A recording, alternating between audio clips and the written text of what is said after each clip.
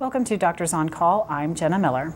Heart disease is the leading cause of death in the United States for men and women. There are many types of heart disease, and each one has its own symptoms and treatment. Coronary artery disease is the most common heart problem. What are the causes, and would you recognize the symptoms? Heart disease, that's our topic today on Doctors on Call with our guests, Dr. Maria Baldassare and Dr. David Batten.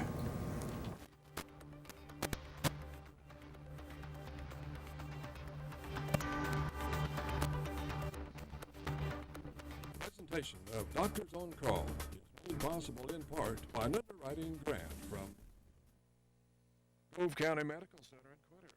Healing through caring. Blue Cross and Blue Shield of Kansas, serving approximately 950,000 Kansans in various programs. They value Kansans' trust. Blue Cross and Blue Shield of Kansas, an independent licensee of the Blue Cross and Blue Shield Association.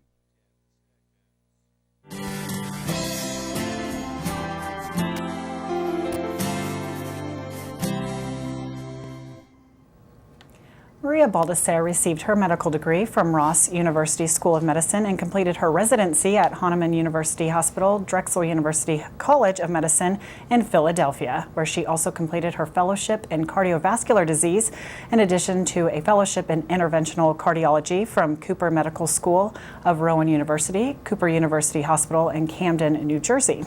Dr. Baldassare is board certified in cardiovascular disease and interventional cardiology with the American Board of Internal Medicine. She is a member of the Society of Cardiac Angiography and Interventions, American Medical Association, and joined the Mowry Clinic in Salina in 2016. Dr. David Batten received his medical degree from the University of Kansas Medical School. He completed his residency at the University of Kansas Medical Center in Wichita and his fellowship at the University of Tennessee Health and Science Center and William Beaumont Hospital. Dr. Batten is board certified with the American Board of Internal Medicine, Cardiovascular Disease, Nuclear Cardiology, and Interventional Cardiology. He is a member of the American College of Cardiology, Society of Cardiovascular Angiography and Interventions, and American College of Physicians. Dr. Batten joined the Mowry Clinic in Salina in 2010. Our phone lines are open at 1-800-337-4788 toll-free if you have any questions regarding heart disease on today's show. Doctors on Call brings you information which may be useful to you when you see your own physician. Thank you for joining us tonight. Let's go ahead and get started with some of our questions before we wait on those phone calls to come in. First of all, let's talk about what are some of the types of heart disease. The different types of heart disease, you can have disease that involves the blood vessels, such as coronary artery disease. Disease of the heart muscle, its ability to relax or pump blood effectively. Have disease of the valves, the ability to open or close appropriately, or disease of the conduction tissue. And that's basically putting all of those under the constructs of heart disease. Now, what symptoms are typical for heart disease? So in the lines of coronary artery disease, which are blockages in the heart arteries, people can experience different types of symptoms. Usually it's chest pressure, sometimes associated with shortness of breath or nausea, or diaphoresis, or sweating is the other term. There are some non-classical symptoms that go along with it sometimes, kind of reflux or burning indigestion type symptoms can be a marker of coronary artery disease, as well as just lightheadedness or easy fatigability or easy tiredness can go along with those symptoms as well. When do you suggest that a person gets to the emergency room? What kind of symptoms would they be having to get them to the emergency room? Yeah, anything that abrupt onset, that's new, or certainly worse than anything they've had before, chest pressure, chest tightness, any kind of weird symptom between here and here. Some associated things you might experience: shortness of air, feeling nauseated or upset stomach or vomiting, unexplained passing out, syncope, would be some reasons to go to the emergency room. Now, when you see a patient just in your office, what tests might be typically ordered? So based on the patient's symptoms, Sometimes the first and easiest test we do is an EKG, which is basically we take a snapshot of their electrical signals. Sometimes that can tell us if they've had prior damage to the heart or ongoing or something new that's probably changed from their previous EKG. Most of the time, if they have what we call anginal symptoms or chest pain type symptoms, we would order a stress test. And that can either be an exercise stress test if the patient's able to exercise or walk on a treadmill, or if they can't, then we sometimes will order a pharmacologic or a medical stress test for those who are not able to tolerate being on their feet or have some other problems. There are other times we'll order an echocardiogram as well. As part of heart disease, sometimes we see valvular disease or problems with the doors of the heart, and that allows us to see if there's any leakiness of the valves or if there's any problems with the heart pumping function or a problem with the relaxation of the heart. So those are some of the typical tests that we order. Now, can anything be detected from a blood test? Yeah, we would check, for example, someone's cholesterol levels and use that as a risk factor or marker and take that into consideration with other risk factors such as high blood pressure or diabetes, age, sex, etc. And use that in conjunction with the whole patient, taking that into account as to whether or not we would recommend treatment from a primary or secondary prevention standpoint, meaning has something happened, and if not, then we're trying to prevent that. So primary prevention versus, okay, something's already happened and we need to treat that, i.e. secondary prevention. Okay, well, we've got a caller waiting to ask a question. We're going to go to the phone lines now. We've got Janelle on the line from Chapman. Hi, Janelle, go ahead with your question for our doctors tonight. Thank you. I notice when I get highly stressed, I tend to get chest pains. Otherwise, that symptom is non-existent. Should I be concerned about a heart attack or heart disease? Well, first of all, I kind of want to ask you, do you have any risk factors for heart disease, high blood pressure or diabetes, anything along that line?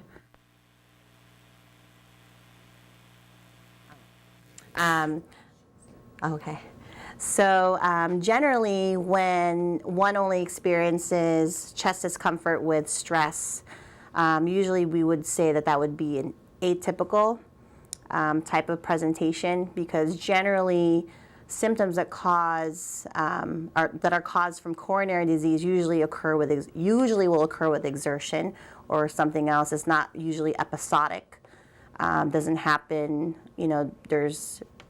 It's rare that there are triggers that will evoke that.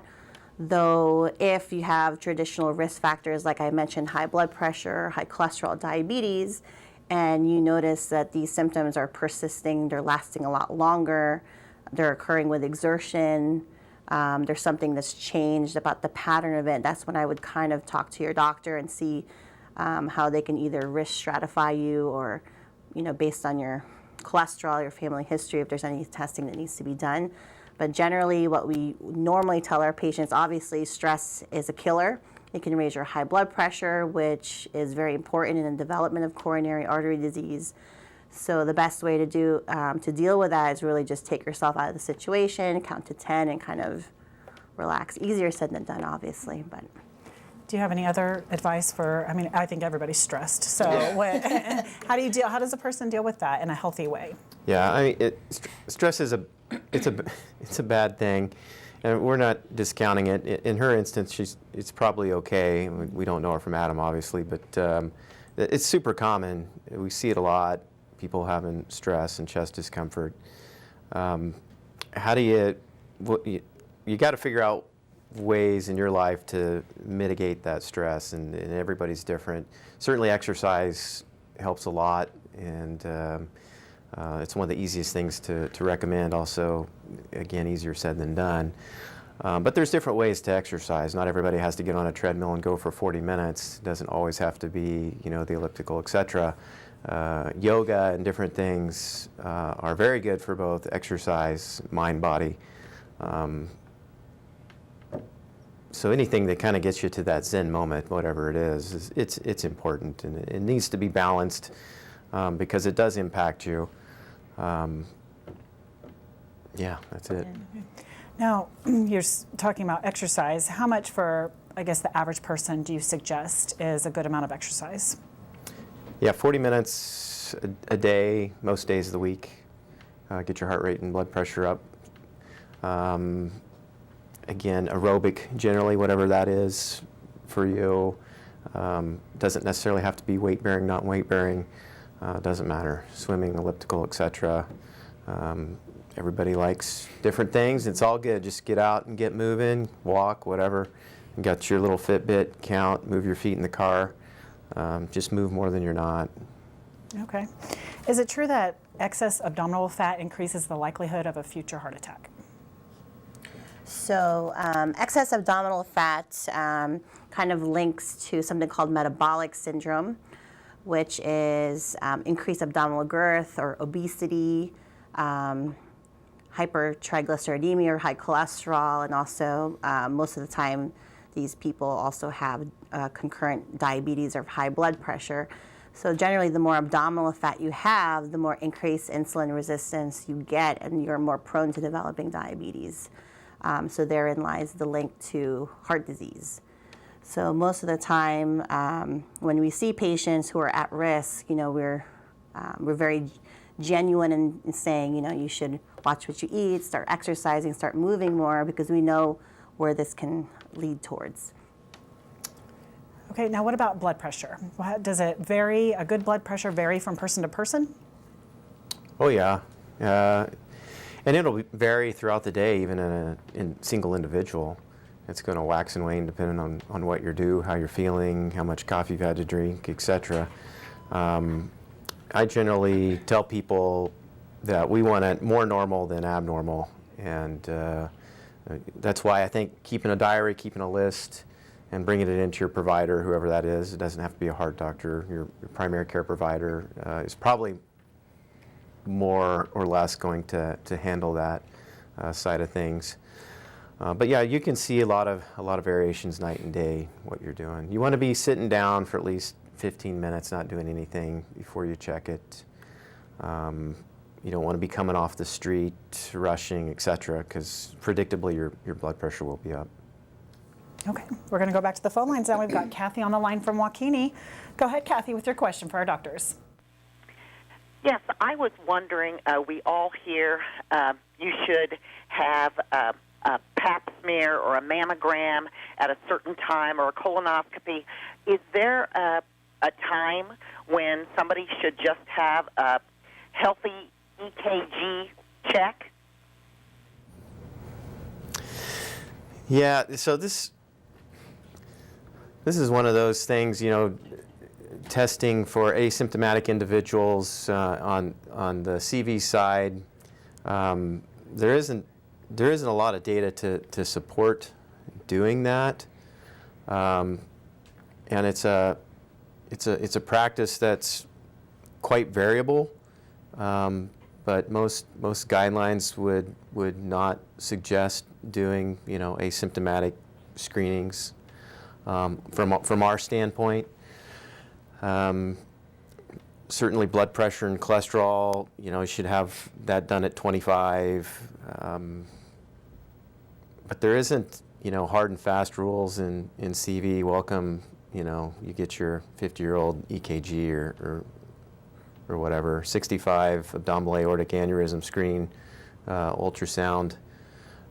If you have risk factors, I don't know, can you think of what else can you? This is generally a conversation that you have with, your provider or, whoever you're seeing, not necessarily a heart doctor, depending on your family history.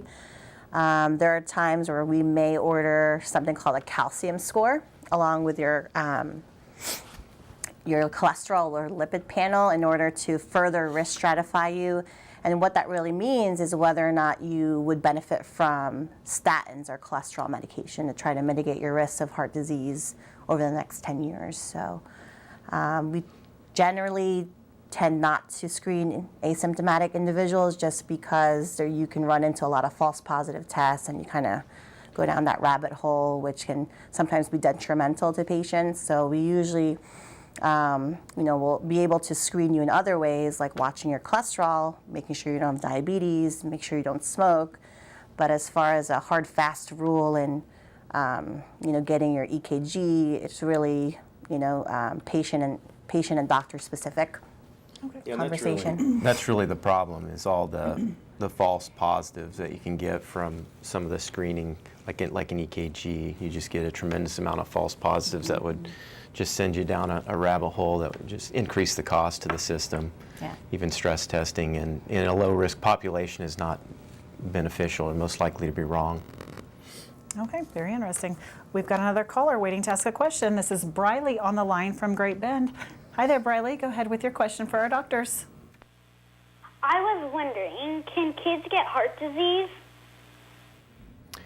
Yeah, great question. They can. They're usually born with it, though. And so it's usually discovered pretty early out of the womb.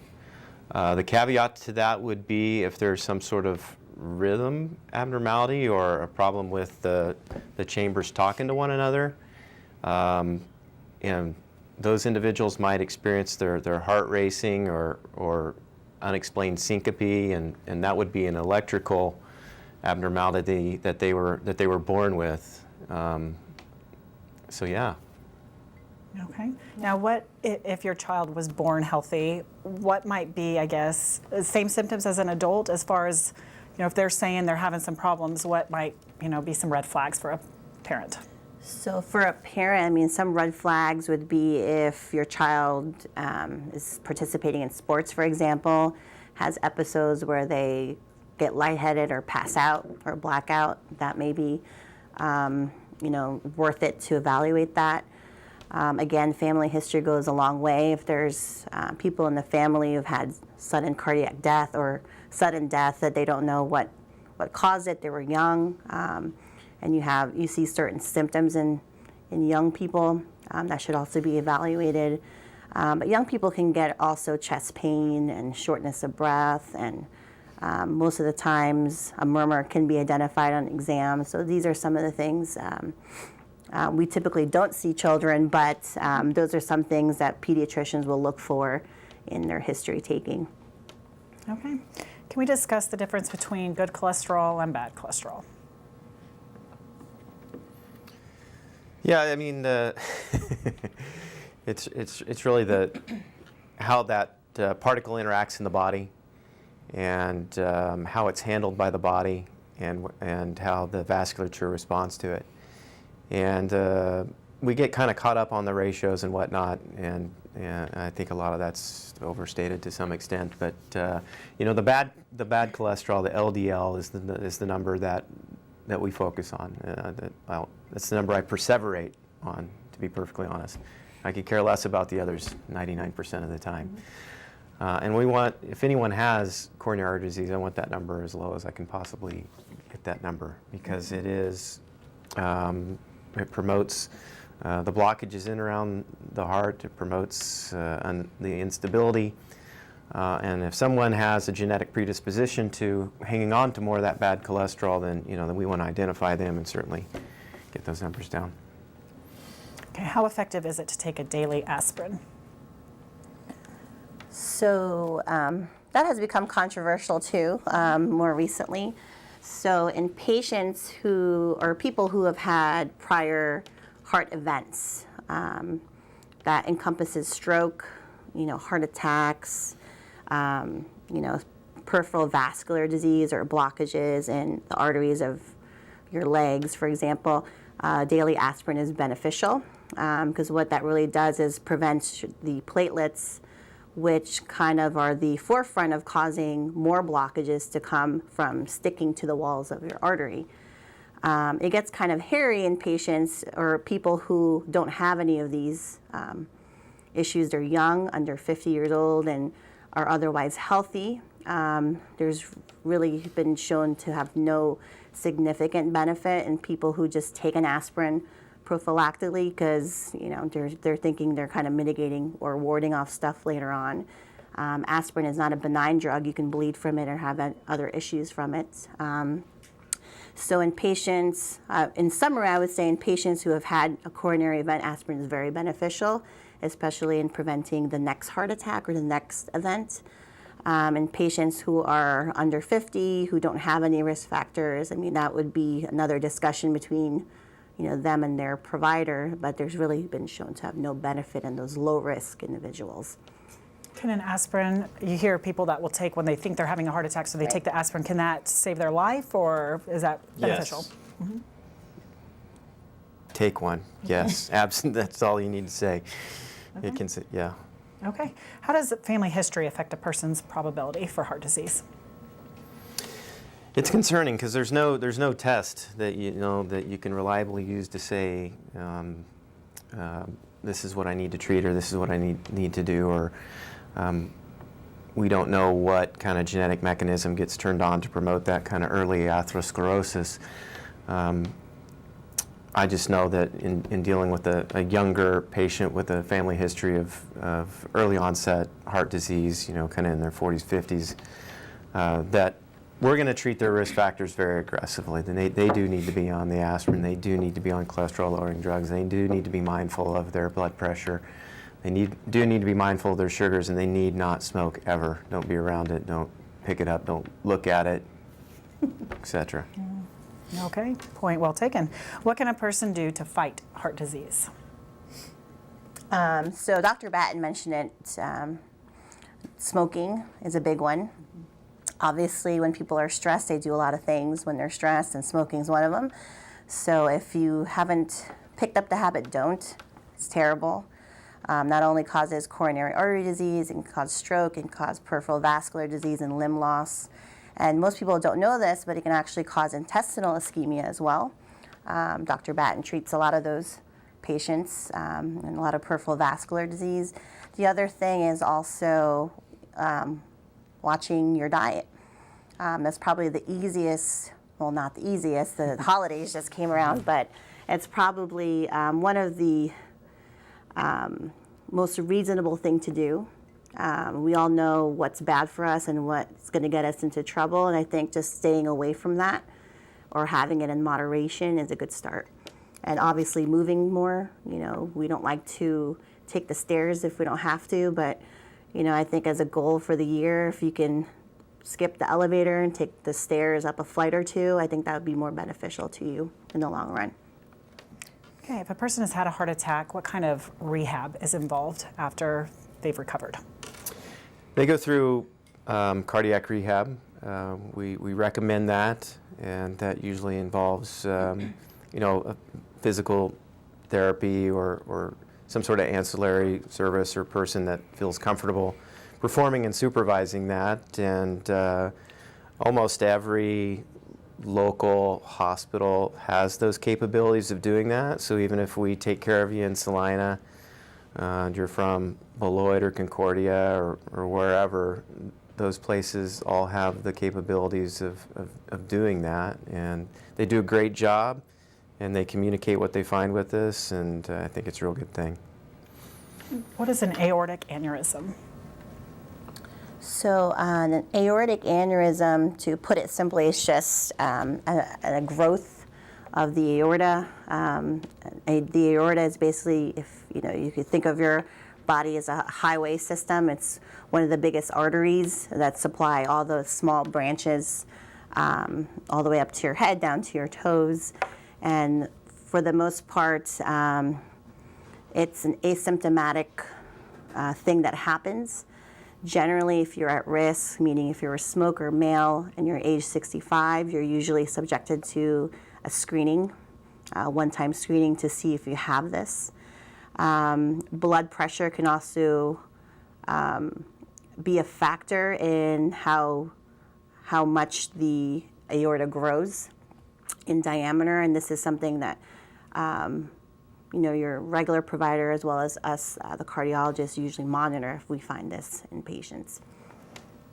Okay, so how important is, let's recap, we got about 30 seconds left, is the diet and exercise in preventing heart disease? Yeah, it's important. We've never really been able to totally prove that, but it is. And if you have heart disease, the first thing you need to focus on is not smoking. I say that every year and we hammer it. And if you have a list of 10 things, the first 8's going to be don't smoke, okay? Just because of its association and how much more likely you are to have another event, etc. The next thing after that is take your medications, okay? You have to take your medication. So if you're able to do those first 2 things, and then you can focus on diet and exercise, because the risk after one event, 50% more likely to have one if you continue to smoke.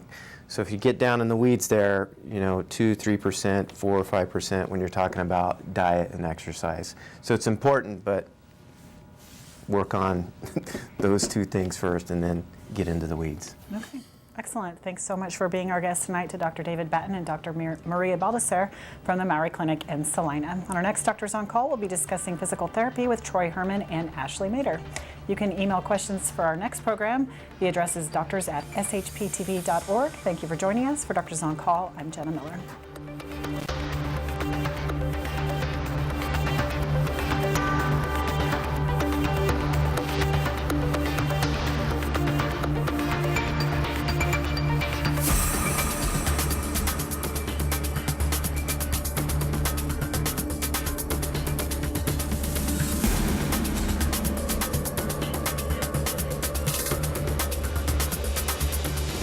Doctors on Call is made possible in part by an underwriting grant from Grove County Medical Center. Blue Cross Blue Shield of Kansas, serving approximately 950,000 Kansans in various programs. Value Kansans Trust. Blue Cross and Blue Shield of Kansas, independent licensed Blue Cross and Blue Shield Association.